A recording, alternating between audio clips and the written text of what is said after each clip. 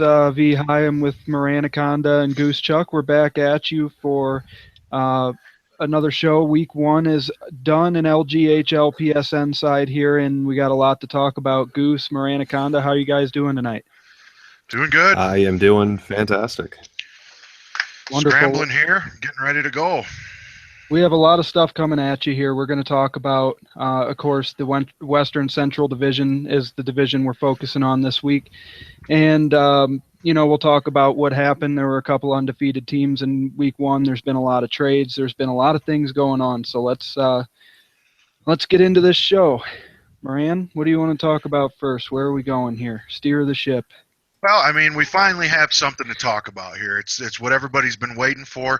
Week one is in the books here, and there's been a lot of movement roster-wise. Guys are making a lot of moves.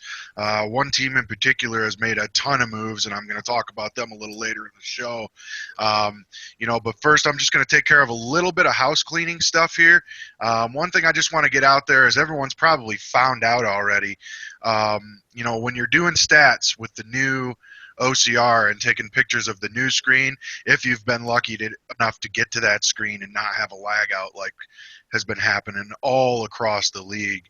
But I just want to let people know that if you haven't noticed, it's when you're doing the stats, double check your guys' stats, because in that new page, that real long page that has, your giveaway, takeaways, and all the extra stats in it, we did notice in a game this week where we had a player who scored 4 goals, only get accredited for 3 of those goals on that screen. And, so it just basically missed one of his goals completely. And if he wouldn't have pointed it out to me, I would have never known, and he would have never gotten credit for that goal. Which isn't that big of a deal, but, hey, guys want credit for their points in this league, and I get that, and I understand that, and I always try and fix the stats accordingly, and I always double-check the old way we used to do it. I always still go into the box scores. I always align the first column by time on the ice, and I take pictures of that, too, just so I can reference that and make sure that guys are getting the proper credit for their goals, when, in fact, our player did have 4 goals, and it did show in the box score section that he did have 4 goals. So that initial screen was incorrect and only showing 3 goals and accrediting him 3 goals. Also, we're trying to figure out what the deal is with the shots. I was under the impression that it was every shot attempted in the game, whether it was on net or not.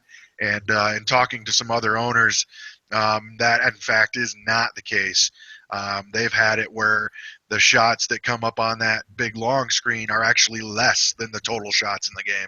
So I don't know what in the HE double hockey sticks is going on there, but I'm sure EA will get it figured out eventually. Hopefully, we shall see. But just wanted to put it out there to everyone, all the owners and GMs who are doing stats. Make sure that you're just double checking that stuff and making sure that guys are getting accredited for the points that they're actually getting in games. Yep. Do we have any other housekeeping things to talk about? I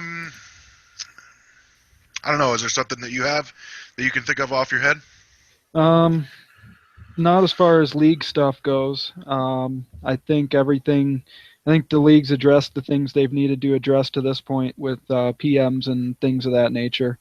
But I do want to go ahead and announce we will be doing our I don't know if you call it annual or whatever. We'll be doing our trade deadline special, taking you live up to and through the trade deadline, the Sunday of week 7. So we'll cover all that, talk about the trades and all that sort of thing. We'll talk about that as we move later on. But we are still closing out week 1 here and got a lot to talk about. So, I think we're good there. Goose, what did you see this week? What were some things that maybe stood out to you, or teams that stood out to you for having great weeks or not great weeks maybe?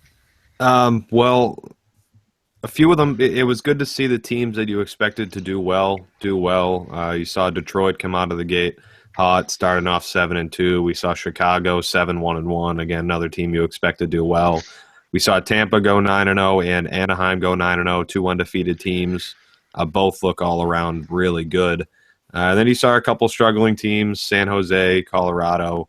Toronto are really the main ones. But Hey, for the most Arizona's not part, yeah, no, you guys did a pretty good job. Middle of your division. We did okay, but hey, you know what? Onward and upward from here, right? Well, one thing I noticed by your guys' team, for a team fifth in their division, you put up 36 goals, which is right up there. It's the top half of the league, I think, in total goals for the first week. So you got one thing going for you that certainly helps. Scoring goals certainly helps you win hockey games. For sure. I was just cracking one there. Usually we're in the past, it's been the butt end of every joke. We're hoping to change that. That's all I want to say. Doing our best. Yeah, what really stood out to me were both Tampa and Anaheim going 9-0. So difficult to do in this league. Edmonton started off last season winning all their games in the first week, and now we have two teams this season doing the same thing. And especially after bidding and where guys have been moved around in trades and how these rosters have shaken out, there's a lot of talent spread through this league. And to see two teams go undefeated through their first schedule this week is pretty impressive to me. It's not that you don't think anybody can do it, but you can't possibly expect teams to go 9-0 in this.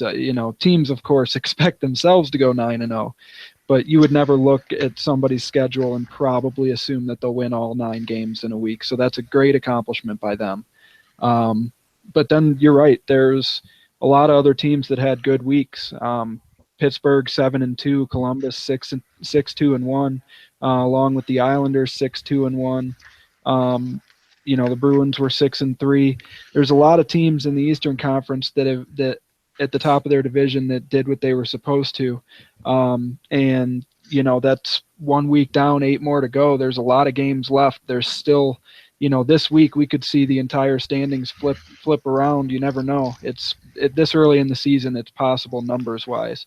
So, we'll see how it turns out this week, but a lot of teams had some good weeks this week, and there's some, different names at the top of the leaderboards for points and things like that this season. So we'll definitely keep an eye on that and see how fun it is to watch it play out the rest of the season.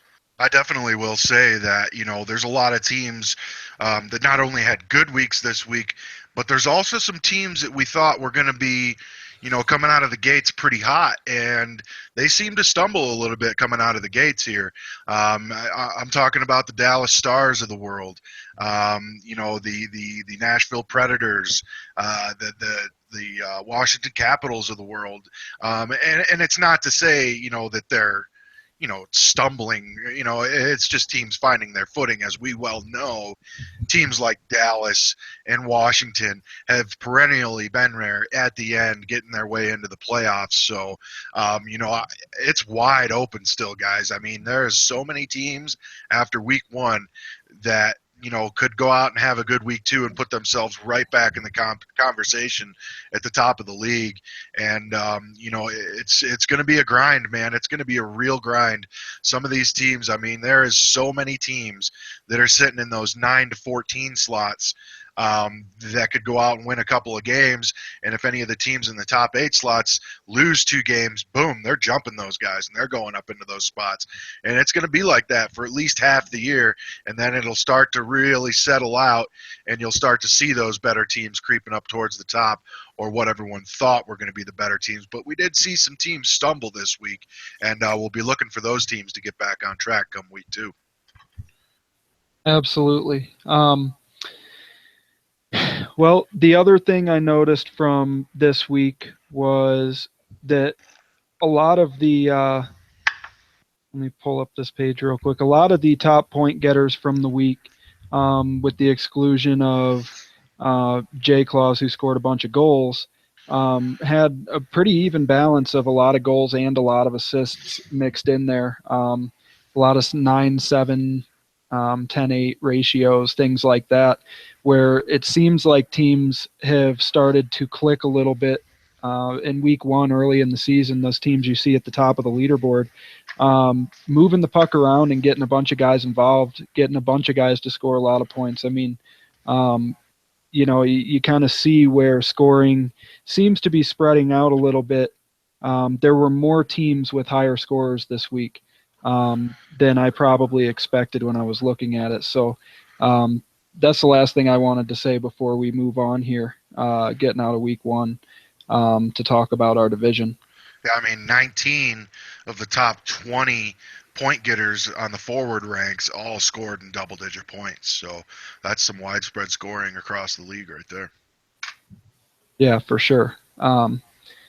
So this week we're spotlighting the Western Central Division, and this division, I think, by itself kind of has the same story as it is league-wide for all 30 teams. You had some really good teams. You had a couple teams have some really good weeks, and then some other teams that had some not so good weeks. Mike, without any further ado, let's get into this. Let's start with Colorado. Well, Colorado, obviously, they are under new ownership this season. They got a new owner in Counterattack, who is the artist formerly known as Big Beefy, who was part of 2 Calder Cup Finals teams in the AHL, both Season 1 and Season 2. And coming into this season, he was taking over a team that was, let's face it, just basically decimated. They didn't have much of existing roster guys to keep around, and if they did, they got moved out. And Counter seems to be kind of still moving his team around a little bit here. I'm going to give you a stat right now that may shock you, and I didn't really compare it to other teams, but I had noticed that this particular team had been doing this a lot. So since the new ownership took over in the beginning of September, this organization has made 49 trades. Yeah, you heard me correctly. 49 trades have been made by the Colorado Avalanche. And, they made some huge trades this week. As we all know, Sloshy was traded from the Montreal Canadiens over to the Colorado Avalanche. And with Colorado, you have 8 new players in the lineup going into week 2. That's, one under half. It's really a half under half of your entire team is brand new going into week 2. It's all new guys. So they're still churning the players over there and trying to find the right recipe.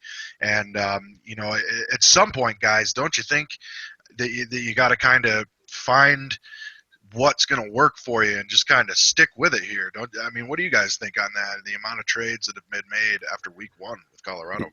Yeah, it's obviously seems a bit excessive from the outside, but when it's something like this, LGHL, just video games in general, you obviously don't get that same personal idea of who a player is like you would in real life or something. So you sort of will play a game or two, and people are so impatient nowadays just with everything that if someone has one bad game, you're like, oh, this guy sucks, we got to trade him.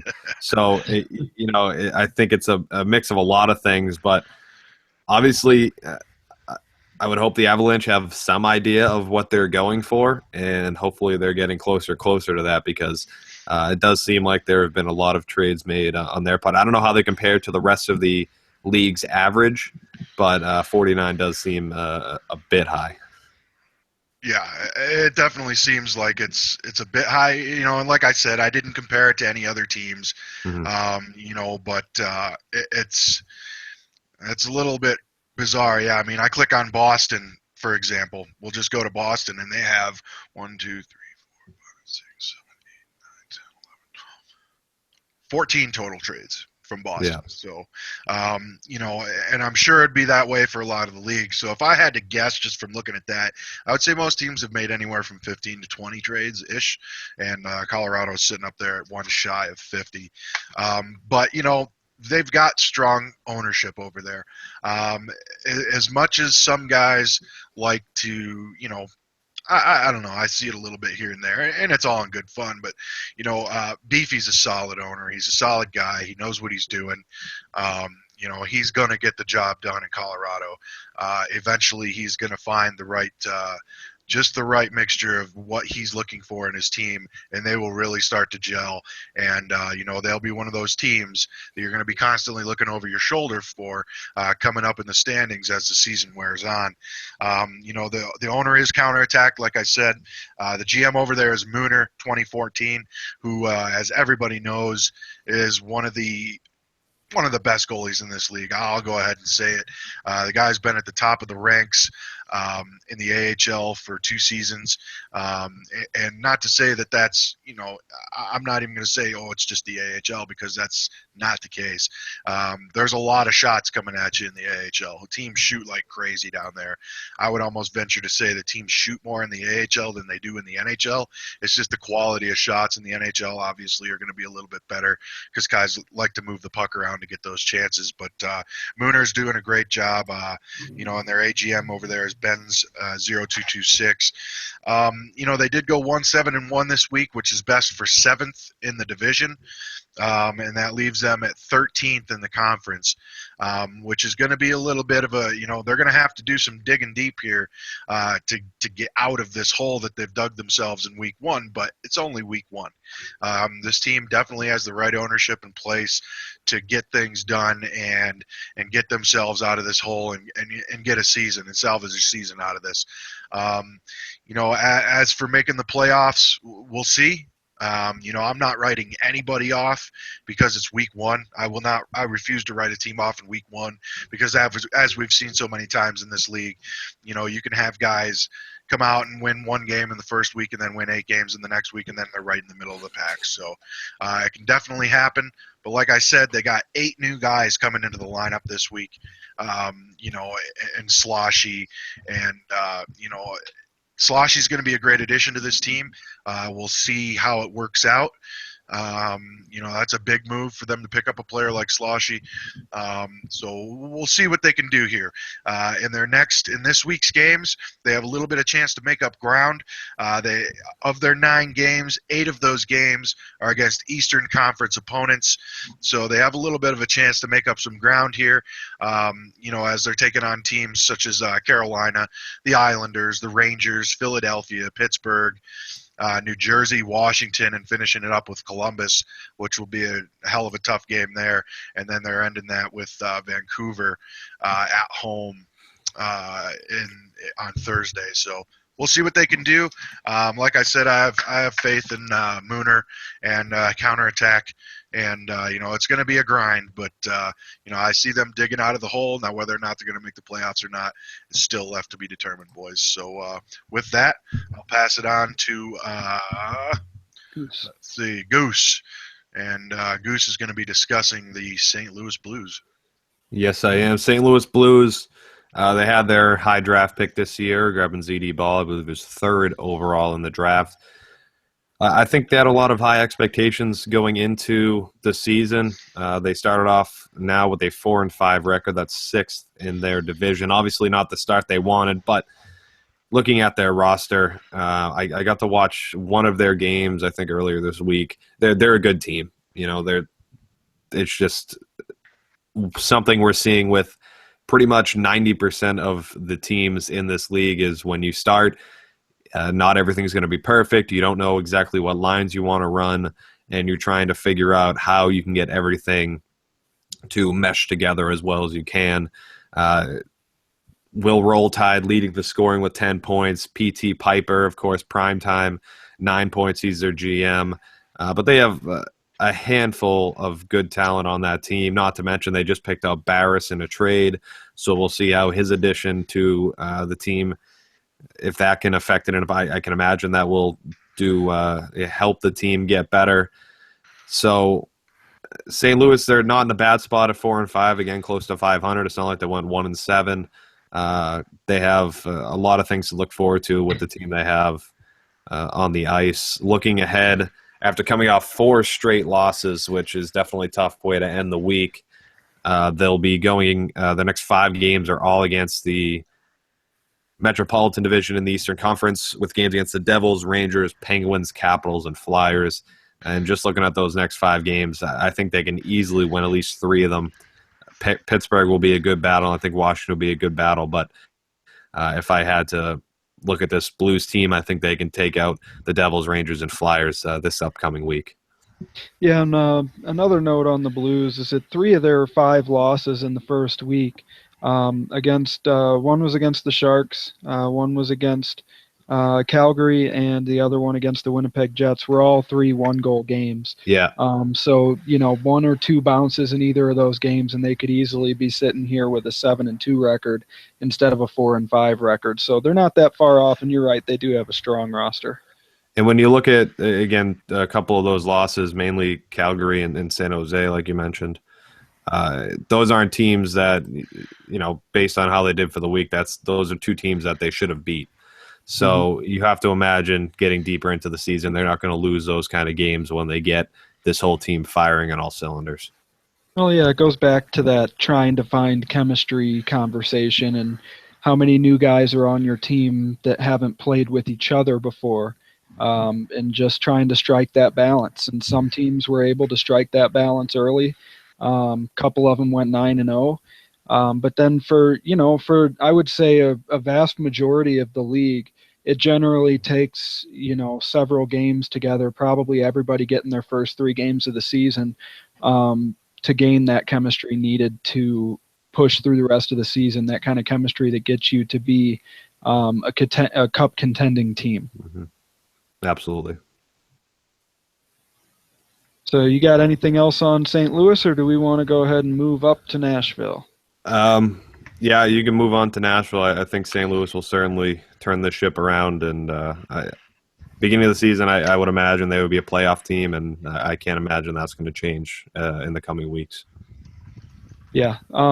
What's interesting to me when I was looking at the Predators and quite honestly the Blues is that the Predators are 4-4-1, and the Blues being 4-5-0. They both gave up 33 goals, but the Blues scored 33 goals, and Nashville was only able to pot 24 as a team this week. So Nashville scoring this week, they couldn't put the puck in the net as well as they would have liked to this week, though they did have a couple of guys with really solid weeks. Their GM, Blitzkrieg, he had 10 points. He had 4 goals and 6 assists and was 2-1. And TCX7 had 11 points. He had 6 goals and 5 assists. So they do have a couple guys that had a really good week, but they didn't get a lot of scoring from the rest of their roster. So I think that's why you see them sitting in the middle of the pack in their division here. But Nashville is a very solid team. They've got, of course, San Jose is one of their goalies, and guys on their team like DDW4, who they made a trade from Tampa last week for, their owner, M. Pelly 25. Cork 87 is a very solid defenseman. Legal is a very solid defenseman as well. Harry Hoodlum's good. They've got a lot of good players on this roster and can definitely put something together really quickly and be sitting right at the top of this division by the end of next week. You never know with teams like this. So, they played, if you look at their roster this week, or their schedule this week, they played the Stars and beat them in their first game. But then their second game, they drew Vancouver, who had a 7-2 week this week. They lost that game 6-4. And then they lost to the Blues 5-2 in their next game. So they played a couple of tough teams in their first 3 games there, or few tough teams in their first 3 games there, and came out of it 1-2. So it's just not the start you wanted. But then they came back and they beat Colorado 3-1, and then they beat the Blackhawks 3-2. And the Blackhawks are sitting up at the top of their division, and Nashville's sitting there in the middle, but they've got a win over Chicago. So they've got things to look up for on their schedule here. They've beat good teams, and they just had a mediocre week. It wasn't a terrible week by any stretch. I think generally this division is extremely tough. So they're not that far. They're only 3 games out from first place in their division, and but they came up against the Minnesota Wild, Anaheim Ducks, and Winnipeg Jets. All 3 of those teams had outstanding first weeks, and all 3 of those teams beat Nashville. And the Jets beat them 6-0, and the Wild beat them 4-0. They did play a 2-1 close game with Anaheim, but those are a couple of tough losses against some really good teams. So, their last game of the week was against LA. They were able to rebound and get a 6-5 win. And, I think this team is definitely going to be fighting for, if not their division title this season, definitely fighting up there for one of the top seeds in the playoffs. They're a very solid team, and I expect to see them get it together over the next week or so. One last thing on them, like I said, the 24 goals for versus the 33 goals against is probably the one area that they need to focus the most. 33 goals is a decent number of goals allowed, but not ridiculous. I mean, there's teams that gave up 49 goals, 57 goals this week. So, it's not the worst in the league by any stretch, but when you only got 24 goals, I think that's probably where the focus needs to be, is trying to get that number into the positive. That's all I got for Nashville. Mike, you want to go ahead and move on to the Dallas Stars? But yeah, I do want to move on to the Dallas Stars. This is one of my favorite teams in the league. I think Sean 88 has done a great job with Dallas. They have a solid roster top to bottom. Evo's their GM, and of course, we all know Theos, who is one of their captains or AGMs. And, this is one of those teams I was talking about that kind of stumbled a little bit coming out of the gates. I don't know if they caught their foot on the start line or what happened to them, but, they kind of stumbled coming out of the gates. Taking some losses to teams like Nashville, Chicago, Edmonton, Minnesota, and Vancouver. So, they stumbled a little bit, but they got it on track towards the end of the week, winning 4 out of their last 6 games. So, they started to turn it around after taking 3 losses right out of the gates. But this team's going to get it done. We all know that. They have nothing but goal scorers on this team. They tried to add a little bit of defense this year. Currently right now, they have 4 guys who all have 6 goals each on this team, and Dynamite. Busy 313, who's one of my favorite players in the league. I really like Busy, man. He was a close friend in season 1. Haven't gotten up with him much lately, but Busy always gets it done on the offensive side. He's got because he stays busy. Yeah, he's got some of the most some of the best moves I've seen in this game for a forward. He always seems to find a way to put the puck in the net. Sean also has 6 goals. Cinnabon has 6 goals. This team's going to turn it around. They went 4-4-1 this week, which is good enough for 4th in their division. They are currently sitting in that 8th playoff spot in the Western Conference, they also have, what seems to be kind of a trend with this division this week. It does look as though this division is playing that Eastern Metropolitan Division this week, as all these teams, I believe, are at least,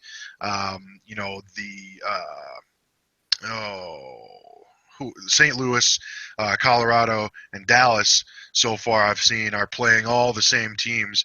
So they're going on that Eastern Metropolitan run and playing a lot of Eastern Conference teams, which is going to give them chances to pick up points, I think. I think Dallas is an extremely strong team. They have 8 of their next 9 games are against Eastern Conference opponents, and I definitely see them picking up some wins this week and getting themselves right back up there towards the top where they belong. But shout out to Sean, Evo, Theos. You guys are going to get it on track. Everybody knows that. Dallas is always tough to play against. They're under great ownership. They got amazing players on their team. So, we'll see them come back to the top here very soon. And some of their defenders are great. They did make a move to pick up Skinner this week. Pacioretty is an amazing player. I played with him in IHL, so, he's a dynamite player. Gonzo, the list goes on and on and on with this team. So, we'll see what they do here come week 2, but, Dallas is always strong, and they're always competing for the cup, so I'd expect them to put a run together this week. Did you just say Gonzo was a good player? I'm just kidding. I'm glad you brought that trade up for Skinner. It seems like they want to do something, make a move up on their forward ranks and see if they can mix things around and get something going. all I have to say about the Dallas Stars is I probably wouldn't want to be on a team on their schedule next week, because they're probably going to come back with a vengeance for sure. I mean, not to be outdone. I mean, they do have Fumin Cheesy on that team, who is somebody that I believe that didn't they draft him this year? Yeah, I think 20th overall. Yeah, yep, you're exactly right. 20th overall to the Dallas Stars. So, I mean, he's a solid defender that they picked up, and he is leading the team in plus-minus right now. So that's a great pickup for them. You know, like I said, they were looking to pick up some defense this season, and they've done that in Fumin Cheesy. So expect big things out of Dallas. You know, they're going to get it done. For sure. Well, let's move on to Minnesota. Goose Chuck has Minnesota and Coach Bombay. Yep, Coach Bombay leading Minnesota Wild this year. Off to a good start, 6-2-1 so far on the season. Crazy Marchese leading the way with 13 points in 3 games. Goal scorer with 9 goals. I haven't got to watch any of their games personally, but I think based on statistics alone, looking at the roster and from what I've heard from other players around the league, is this team is a good team. They're not the best team of all time, but they are a solid team, a team that's certainly going to be hunting for the division and going to be making a run for a playoff spot. They're coming off. They started off 1-3 on the season. Actually, a couple close losses to St. Louis. One loss to St. Louis, I believe it was 5-4, close game there. And then they dropped a game to Los Angeles, and then 3 losses in a row, taking an 8-3 loss to Chicago. Then they turn it around and win 5 straight to end the week. Obviously, a couple of teams they played, Calgary and Colorado, aren't of the highest caliber, but they were able to come up with a couple good wins against 500 teams. We talked about them earlier, Nashville and Dallas. So those are 2 quality wins in the division, especially a 4-0 win against Nashville. And they really separated themselves, winning 8-1 against Colorado. So they're showing that, okay, we know we're better than these teams. We just have to be more consistent, I guess, against some of the higher division games. But you're not going to knock off all your division opponents every single time. So they look ahead at a 5-game schedule, again, with the Metropolitan East. A couple good matchups with Columbus and Pittsburgh. Pittsburgh will be their first matchup Sunday night, so that should be a good game, and again, a good test for an out-of-conference game for Minnesota, and seeing what they can put together this season, as well as I believe you guys just touched on it a minute ago, but they just I had the trades up. They just made a move and brought in Crazy Lish, so we'll see how he's able to help out the team. And they also brought in Nick 98. Is Nick a defenseman? I'm not sure. I can't remember if he's a defenseman or forward. Really ringing a bell. I can tell you in just 2 seconds here. Yeah, I'm not sure. But yeah, regardless, I know Nick's a pretty good player. So Minnesota will be a team to watch. Obviously, starting off hot, and I think they'll be able to carry that. But we'll see a good test this week with the opponents they have to go up against. He's a lefty. Okay. So Minnesota, good team this year. Sorry, Mike, I didn't hear you. Oh, it's all good. And we'll go ahead and just leave that 3-2 overtime win against Arizona out of the... Yeah. we were leaving it out until you brought it in.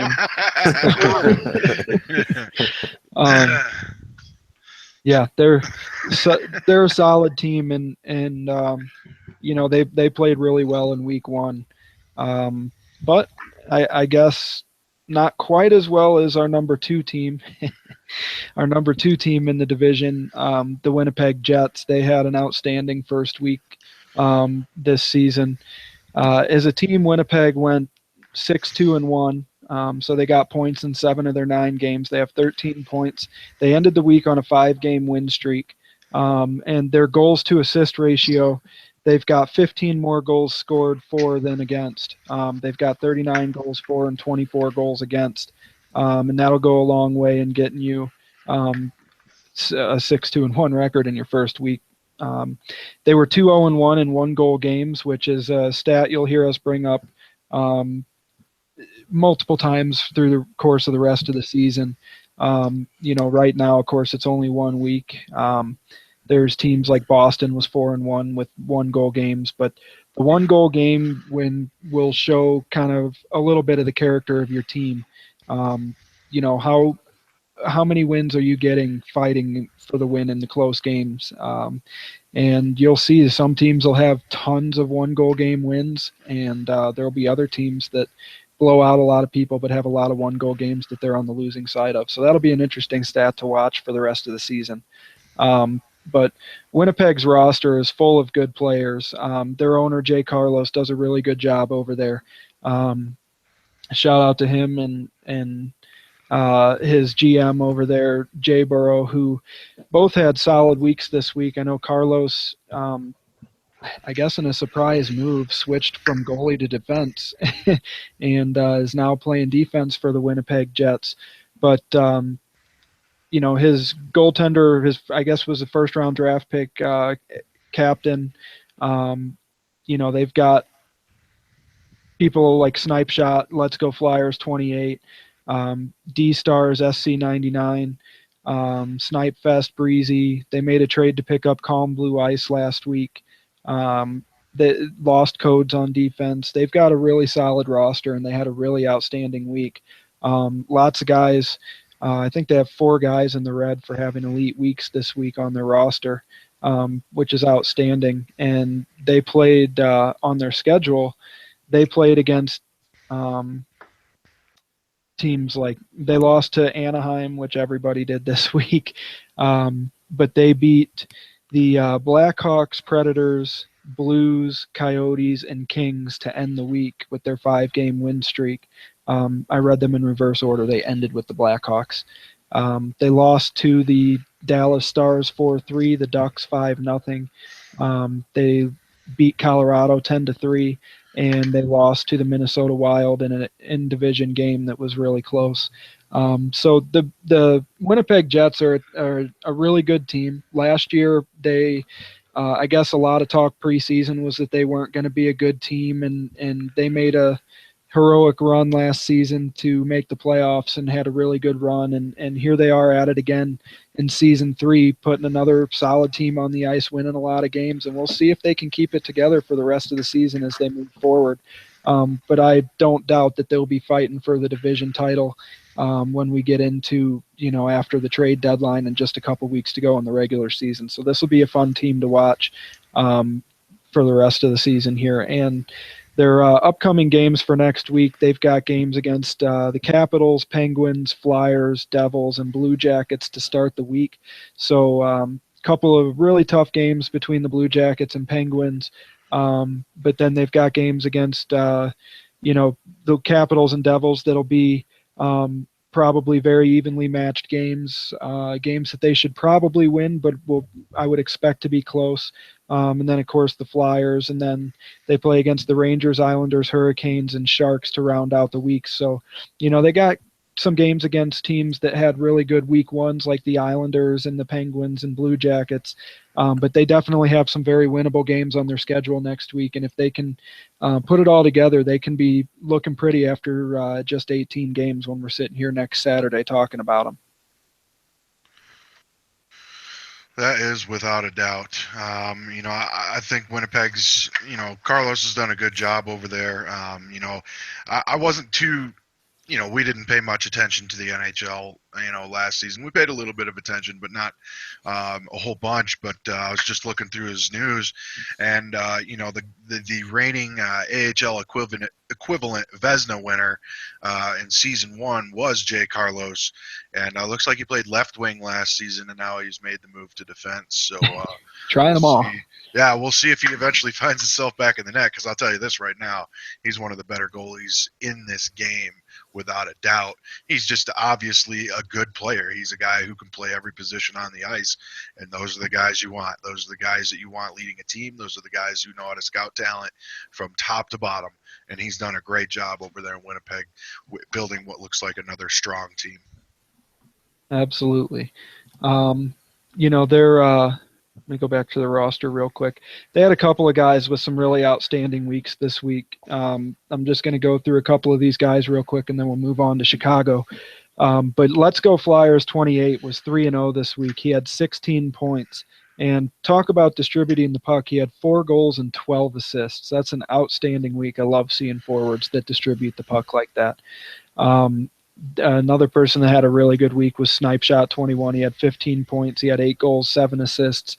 And D-Stars had 14 points, 9 goals, and 5 assists. Those were their 3 outstanding players this week, 14, 15, and 16 points. And then, of course, Big Boy QC had 8 points. And a lot of the rest of the guys, almost probably half the team, is around 5 or 6 points. So evenly distributed points across the rest of the lines there, aside from the 3 outstanding point getters this week. So, kudos to you, Winnipeg. Good week. Let's move on to Chicago. Well, I guess I can go ahead and get the ball rolling on Chicago, unless you want to have at it, Goose. You want to get us rolling on Chicago? He doesn't know Sure. anything about them. Well, of course, the legendary Scoots owning the Chicago franchise. I played for Rockford last year, for those of you who didn't know. So I kind of got the idea of who Scoots is as an owner, and I'd say he does a pretty good job, especially leading the team this year to a 7-1-1 record. Now, obviously, the team consists of a few pretty familiar faces, at least with each other. Straight Psycho, you have Scoots, CC Piper, PTP, Class Act, among others. It's a pretty familiar group there. And then you got Stevie 66, who they drafted. You got Deji 99, another great player. J Pro, another great. I mean, this whole entire team is just, and then Kearns, and this whole team is just really, really good. And they showed it right out of the gate. Yeah, He counts, right? Yes. This whole team is just really good, and both of their losses, only 1-goal losses, one to Winnipeg, who we just talked about, is a pretty good team, and another loss to Nashville, who, again, another good team in the middle of their division. So Chicago looking good so far this year. They definitely are, and as we all saw on draft night, PTP fell right directly in their lap, and how a team like Chicago, who was in the playoffs last year, I believe they may have gotten eliminated in the first round, but they were in the playoffs last year as a top seed in the Western Conference, and how they came out of the draft with a player of PTP's caliber. And then on top of that, they came out of there with Stevie 66 as well. I mean, that's just a hell of a job by Scoots, with making his targets last season, who he wanted to trade with, and picking up those picks to be able to get 2 absolutely top-notch players to add to his already amazing lineup. That's just a hell of a job by Scoots. I mean, as much as everyone likes to rip on Scoots across the league, you can't deny the fact that the guy knows how to put together a hell of a team. And, going 7-1-1 on the week is nothing new for this team. We all have seen him do it for 2 seasons now. They come out of the gates, they rip off 4 wins. They lose one in a tight game to Nashville, 1-goal game. They rip off 3 more wins, and then they lose another tight 1-goal game against Winnipeg. So, I mean, this team's going to be there until the bitter end. They always are. They continue to just roll in new players every year, and those new players that they roll in aren't just glue guys. They are straight superstars. So, my hat's off to Scoots. He's doing a hell of a job in Chicago. And, as far as I can see, that team is always going to be there competing for a championship year in and year out. Yeah, for sure. He's been able to pull off some of the most outstanding moves in this league to gather talent for his team. And, we'll see. Basically, if you asked him, he'd probably be upset that they weren't 9-0, but he'd probably tell you that they took care of business in week 1, and they plan on doing that each week for the next 8 weeks. And then, he's going to be fighting really hard to get his first cup this season. I've seen him make comments about feeling like he's got a curse because they haven't been able to make it. even to the conference finals in the first 2 seasons, having one of the best rosters in this league. So, third time's a charm. I'm sure they'll have no problem this season being one of the top teams in the Western Conference. They're an outstanding team. And aside from Kearns, who it looks like they just made a trade for, and Viper, their number one goalie, every person on this team had at least a point this week. And there was very good distribution of the points on this roster. Their GM, CC Piper, of course, had 9 points. He had 2 goals and 7 assists. Vile Bowie had 10 points. Scoots had 12 points himself. Straight Psycho had 13. Class Act had 9. They had a lot of scoring this week. And, that's one of the reasons that as a team they were able to put up the 43 goals and they only gave up 25 against. So plus 18 on the differential for goals is a good way to get it done for sure. If you play 9 games and you're a plus 18 in goals, that means you're winning games by 2 goals a game. So they had a really good week this week. 4-0-1 at home, 3-1 on the road, 2-1-1 and 1 goal games. I look to probably be talking about Chicago an awful lot this season. If they can keep putting up numbers like this and winning a lot of games, which I'm sure they will. So, sometimes there's teams that just leave you with not much more to be said, and this is kind of one of those teams where they just let their record and their play speak for itself. For sure. And like I said, they're going to be right there when the dust settles at the end of the season, just like they are every year. I mean, the thing that sticks out to me also with this team is that they have 2 guys. This is actually kind of shocking given their record for the week, but there's only 2 guys that came out in the minus and plus minus this week, and they're only -2 and -1. So this entire roster is strong top to bottom, and it is what it is. Scoots puts together a hell of a team, and nobody can deny that. Absolutely not. Goose, do you have anything else you want to add on Chicago? They're okay. Yeah, they are okay.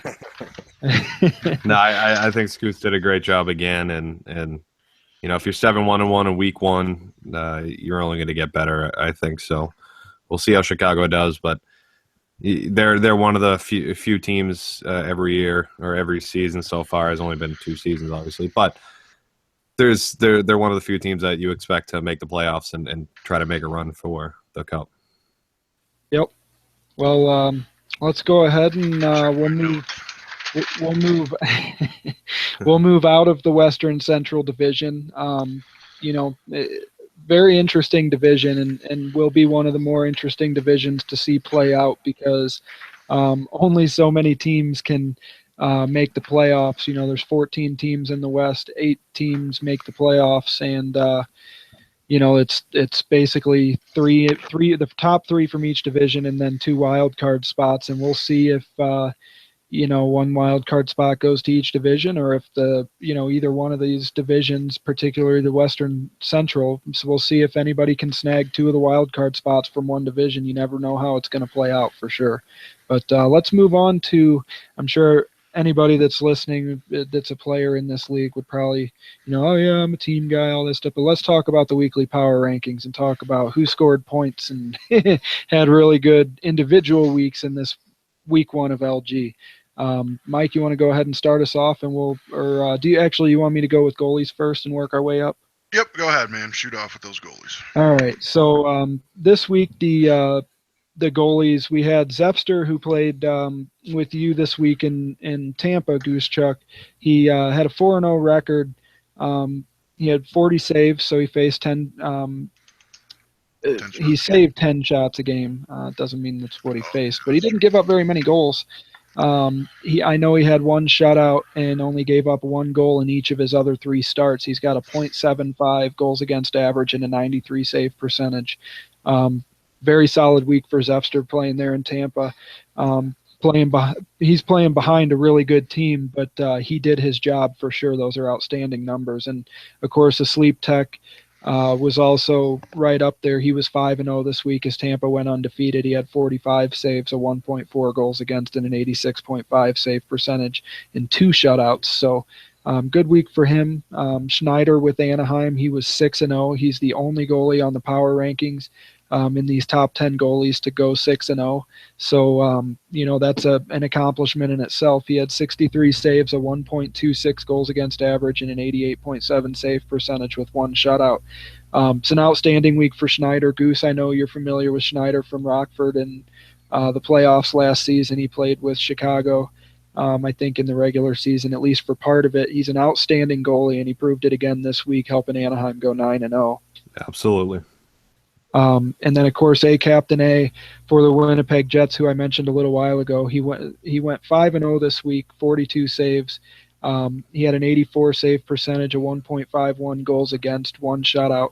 And one thing that I noticed, I think it's pretty interesting that all of the top 10 goalies on this list for the league's power rankings, all of them had at least 1 shutout, and we had 3 guys who had 2 shutouts on this list, which is outstanding. That's a ton of shutouts especially for a league that, a lot of goals are usually scored. And all of them are undefeated. Right. Well, not all of them are undefeated. Most of them are. Yep, most of them are undefeated. But King Cons with Pittsburgh, he was 5-1 this week with 66 saves, 1.73 goals against, 85.7 save percentage. Penguins 2013 for Edmonton. Rancher 1, 2, 3, 4, 5 for Detroit. Played 2 games. Zach Diesel for New Jersey, Matt Disney for LA, and Alonzi for the Islanders all had outstanding weeks. It's interesting to look at the goalie list here because there's a couple of guys in Schneider and Cons who you probably would have assumed would be up here. And the other guys, you're not surprised to see them on here, but you're probably, honestly, I doubt a lot of people were picking Zepster to be at the top of this list with a 93 save percentage, 1 shutout, and a less than 1 goals against average and a 4-0 record in his first week in the NHL this season. And that's a hell of a job by Zepster, too. It's a great job. He's a close friend of ours, and we play club with him all the time. And it's always good to see your friends doing well. So, hats off to Zeph for having a great week, and hopefully he keeps it up. Absolutely. So without any further ado, let's move up the line to defense, where Goose Chuck will take us through a couple of the guys on the power rankings for defense week 1. Absolutely. The defensive extraordinaire Goose Chuck taking you through the top 20 of the defense from this past week. Of course, I'm so good that I wasn't on the list. I was giving room for everybody else. So looking through, only one player out of the whole top 20 had a loss on their record, and that was Fu Mancheesy, but we all know Fu Mancheesy is a good defenseman. So, you kind of take that for what it is. But looking at the top 20, you see a lot of couples, I guess you could say. I don't know necessarily if they all play together, but you're seeing Killen Beast and Sean the Boss from Pittsburgh. You're seeing a Tampa trio with Headshot, Patton, and Chasking. You're seeing 3 guys from Anaheim with Dion, Liquefy, which is Tis Woy Woy, and Killer Cookie. You're seeing a couple guys from Detroit in Marino and Braden. And then looking up top, 2 guys in the top 5, I guess save the best for last. But you got End of a Circle and Trio Big Mac, who helped lead Columbus to a great start there, both going 3-0. End of a Circle getting the nod, though, with 9 points and the undefeated record. Deji on Chicago, 3-0, 5 points, but a plus 11 with 2 goals on top of that. And Jay Nasty, played with him last year, another great player, really. If he has the puck on his stick, he can really make something happen. He's your 3rd best player, according to LG here, with a 6-point performance in 3 games. So a ton of good defensemen here. The top 20 well deserved.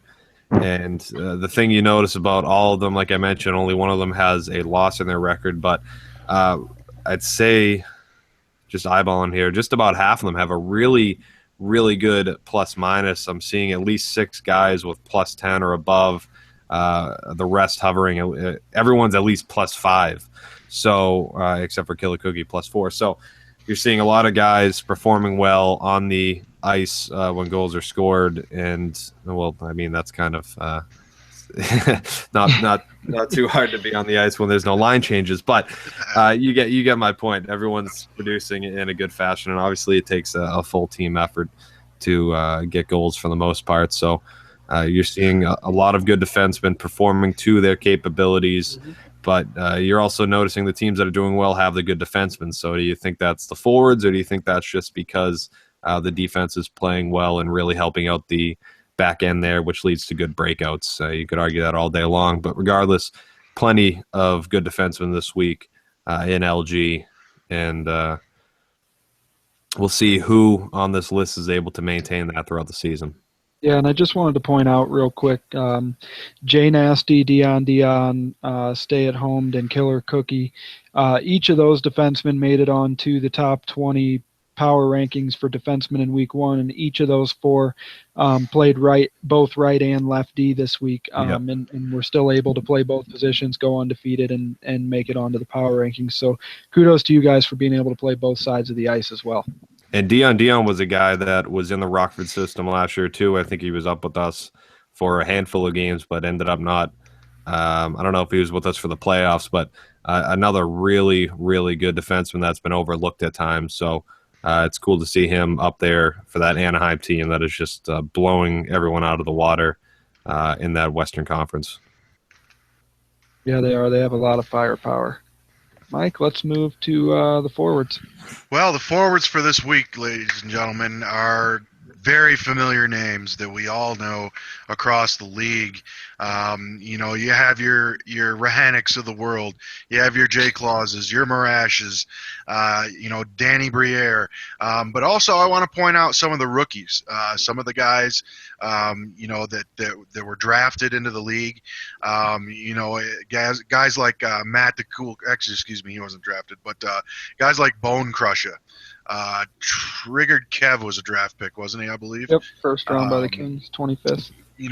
Seeing some of these guys who were drafted, Claus is one of those special cases. He's the Jimmy Vesey of LG.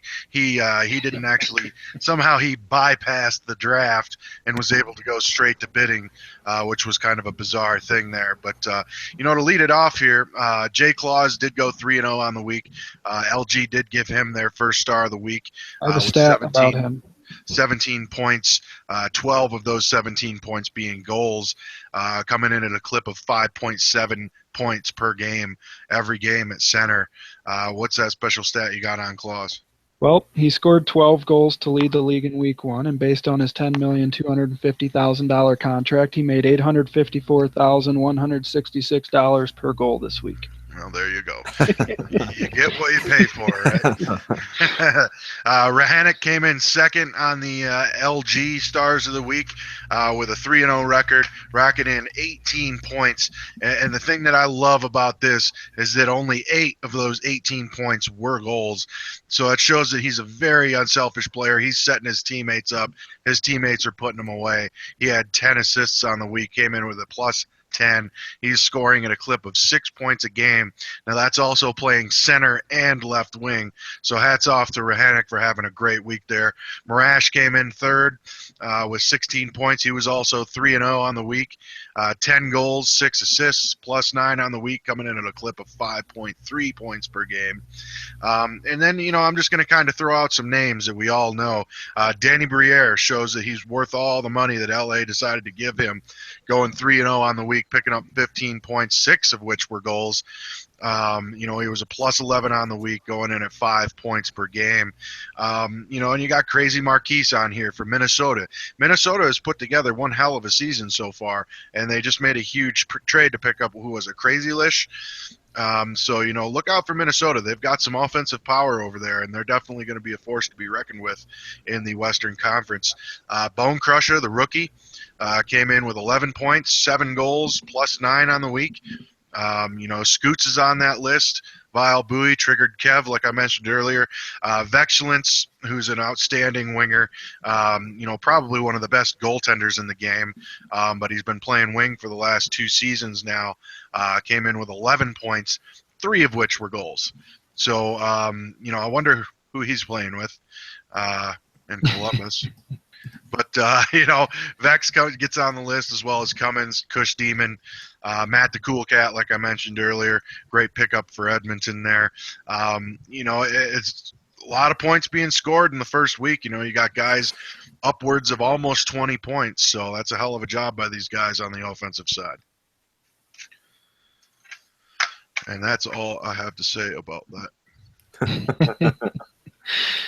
That's funny. Well, a lot of good names up here on these lists. If you guys have time, go check out these power rankings and check out the team MVPs for each of the teams on here. You'll be interested to see who was picked for each of those and kind of the spread of positions.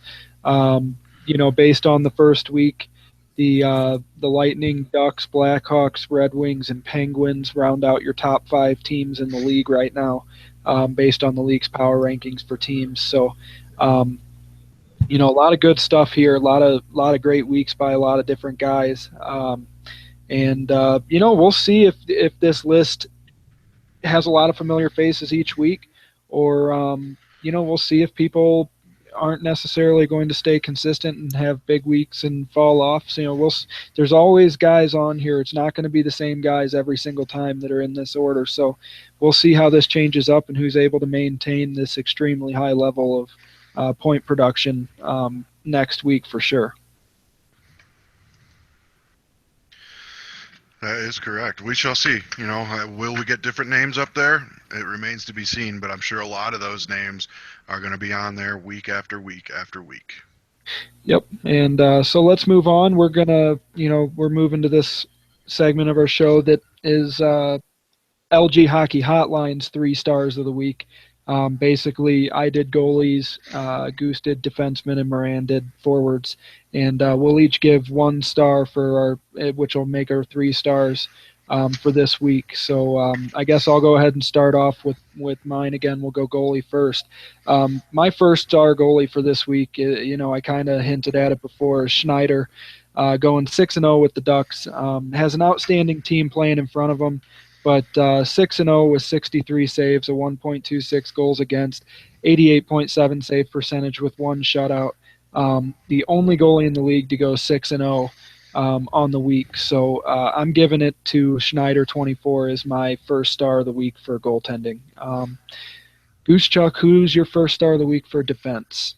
Well, with defense, I had to cheat a little bit. I can pick one if you'd like, but I have to give credit. If I'm being biased, I'm being biased. But I want to give credit to Headshot, Patton, and Chaskin, allowing only 10 goals for the Tampa Bay Lightning this week. And it would have been less if the last goal of the week on Thursday, which none of the 3 played in, wasn't such a weird game. But the 3 of them played fantastic this week. I guess I give the nod to Headshot because he had a goal on top of his performance this week. But allowing only 10 goals in 9 games is a great performance from the whole team, especially those 3 on the back end. Absolutely. Mike, forwards, what's your first star? My first star of the week, I have to go out and, I have to give it to the second star of the LG Power Rankings. My player of the week is going to Rahanek. He killed it this week, coming out with 18 points. That's an outstanding job. He played left wing. He played center. He was part of, they took down Montreal this week. They took down Florida in an 11-0 shutout in which he had 5 goals and 4 assists in that game. And then he was also part of the crew that took down Columbus in a 5-4 victory as well. So my hat's off to Rahanek for the week. 18 points, 8 goals, 10 assists, plus 10, 22 shots. And here's my favorite stat of the week for him: 0 penalty minutes. That's a hell of a job by Rahanek. Keep grinding it out over there in Detroit, because they're going to be one hell of a force to reckon with this year, as Rahanek's definitely doing the right things over in Detroit. Yeah, he owns that team, and he owned this week for sure. And also, I saw him and Claus messing around in the shout box earlier. I do want to say Claus may have come in and adjusted the top players to put himself number one, but he can't hack our systems for LG Hockey Hotline. Rahanek gets the number one star here this week.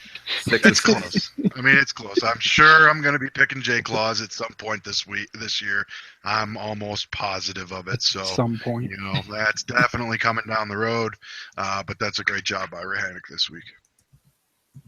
Absolutely. Those complete our 3 stars of the week for week 1 on LG Hockey Hotline.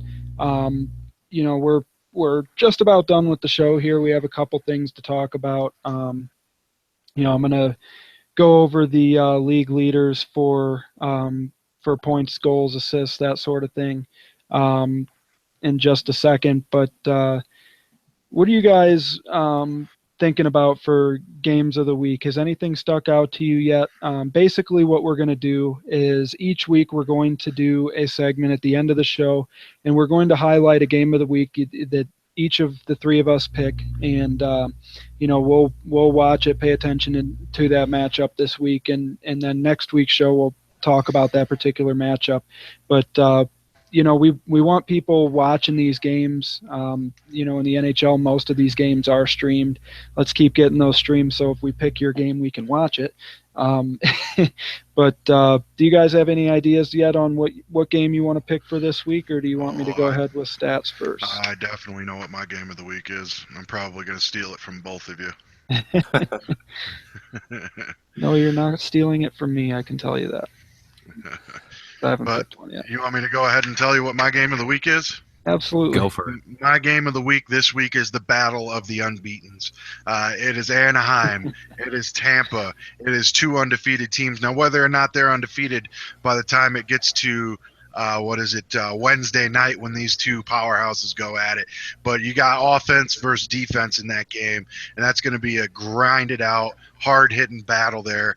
And I'm very interested to see what lines are out there in that game and whether or not these guys are matching up their top line versus top line, in which very well could be a preview of the Stanley Cup Finals this season. You never know. It is week 1. But, hey, that's an Eastern Conference team that has turned out to be a powerhouse after week 1 defensively, and that is a powerhouse in the Western Conference after week 1 in the Anaheim Ducks. That's my game of the week. That's going to be one hell of a game out there on Wednesday night. Absolutely, and someone will lose if not their first game. Someone will definitely lose in this game. So, at the end of that matchup, we will only have one undefeated team left if they have not lost by time they play. That is without a doubt. And the thing that I like the most, I mean, you got to take your hat off to Tampa. I mean, they gave up 10 goals this week, for goodness sake. I mean, come on, man. That's huge. They still have to put their stats in, I think, is what happened. Something, man, because 10 goals in a week they gave up? That's outstanding. Right. Yeah. That leads the league by almost twice as much. I think the next closest team is 16. I mean, that's a hell of a job, and we'll see if they can continue that without Mr. Goosechuck over there on the back end for them. But, that's a hell of a job by Tampa. My hat's off to them, giving up 10 goals in a week. For sure. Well, I hope I'm not stealing your matchup this week, Goosechuck, but my game of the week. What's that? I got a couple if you steal it. Okay. Well, I probably am because I probably am. It just works that way sometimes. But tomorrow night in the late game, the Chicago Blackhawks take on the Columbus Blue Jackets. It'll be, we'll have to check the lineups and see if J Claus is playing, but that'll be J Claus against his former owner, going head to head. 2 of the top teams in the league facing each other. So I'm looking forward to seeing Columbus and Chicago tomorrow night at 10 p.m. I guess I don't know if that's my time. That's not my time. That's got to be Eastern. So 10 Eastern tomorrow night. And, I'm going to be watching that game for sure to see how it plays out against these 2 top teams. Yeah, and I'll actually, you did take my number 1, but that's obviously going to be a good game. A couple other I had in mind, but I think the number 1 game I'm going to watch is Monday night at 10 o'clock, Columbus against Detroit. We'll see Claus against Rahanek, hopefully. because if they do match up, that will be one heck of a matchup. The two top, the LGHL, going at it. You can't really ask for any more. No, that's going to be one hell of a game right there. I didn't even notice that one, but yeah. Rahanic v. Claus version 1. Right. And then in case Claus and Rahanic don't go at it, I'll be looking Thursday night for Claus versus Kraz, of course, the infamous duo. They'll be hopefully playing against each other Thursday night if Detroit doesn't work out. Right. So this week's league leaders for the PSN side of LGHL, your point leader this week was Rahanic with 18. Jay Claus led your league in goals with 12. Your assist leader was Let's Go Flyers from Winnipeg. He had 12 assists. Our save percentage leader this week was Zefster with 93.0 save percentage, which it's not like he didn't just ECU one game and play with an outstanding lineup in front of him for that one game and get lucky to save 93% of his shots. This guy played 4 games, and he gave up no more than 1 goal in each of the games he played and did have a shutout, so an outstanding job by Zefster. After 1 week, your plus-minus leader is from Detroit. QC Poutine is a plus 14. And the goalie with the top goals against, again, is Zefster, 0.75 goals against. And those are your league leaders. And I do know that your defenseman, your leading point getter for defenseman this week was Fu Manchisi with 10, I believe, out of the Stars. I think he was the only one that had double-digit points for a defenseman, so good job to Fu Manchisi as well. Well, you guys have anything else you want to go over here real quick, things that you noticed from week 1, or anything that you're looking forward to in week 2 and beyond? I do want to mention something real quick, and it has nothing to do with LG. I don't know if anybody caught that alumni game earlier at the Heritage Classic, but holy crap. We've got it recorded. Amount of talent that was out there on the ice. I mean, seeing guys like Gretzky, Messier, Yari Curry, Ryan Smith, Dale Howardchuk. I mean, holy crap. If you missed that, then, definitely find it somewhere, because that was some serious history out there on the ice, and that was super fun to watch. They are playing it again tomorrow afternoon on NHL Network if anybody in the U.S. wants to try and get it again, and I'm sure that they're playing it on TSN. I'm sure they're going to play it on TSN again, probably 10 more times. It's a bunch of old-timers out there skating around, but I tell you what, man, some of those guys can still move, but it was just cool to see that amount. I mean, the amount of Hall of Fame jackets that were out there skating around on the ice, I mean, is just insanity. And I love the history of the game, and that right there is the history of most of our, generations games. So it was crazy. Because we're on the air still and it happened, I just want to say their trade just took place while we were on the air. The Ducks traded New Jersey exit 13, which I believe was Gostisbehere, or Ghost, to the LA Kings for Sabres 2019 and a second-round pick. So a couple moves being made while we're on air here. Always interesting to see when trades pop across the shout box at random times, for sure. I like that it does that now. That's pretty cool. Yeah, it is. Never miss anything if you spend all your time in the shout box. And before we wrap it up, I do want to thank Chaskin and Headshot and everyone at that with Tampa Bay. I had fun playing with you guys for a couple of weeks, and best of luck with the rest of your season. And I look forward to joining Calgary and bringing them a Stanley Cup in a few weeks. Absolutely. You never know, man. You never know. Yep.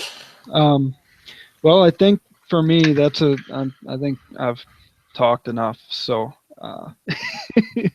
I think I'm ready to move on and start planning for next week's show. I'm really more playing some games, honestly. What about you guys? Are you guys good? Do you have anything else you want to talk about before we finish up for the evening? No, I just basically want to say who is it that we are covering next week, just so we let everyone know as far as divisions go. Are we going to jump up to the Eastern Metropolitan, Atlantic? What do we think there? Let's cover the Eastern Metropolitan next week. right. That's let me look again. That's Tampa's division, right, Goose? Nope, Atlantic. No. Okay, so yeah, let's go with the Metropolitan Division next week. All right, just and so then- everybody knows, we will be covering the Eastern Metropolitan Division next week, which is Pittsburgh, Columbus, the Islanders, the Devils, the Caps, the Hurricanes, the Rangers, and the Flyers. So we'll be covering them from top to bottom next week as we move along here in the show and continue to cover each division. And, everyone go out, have a good week too, and, we'll see you right back here next week.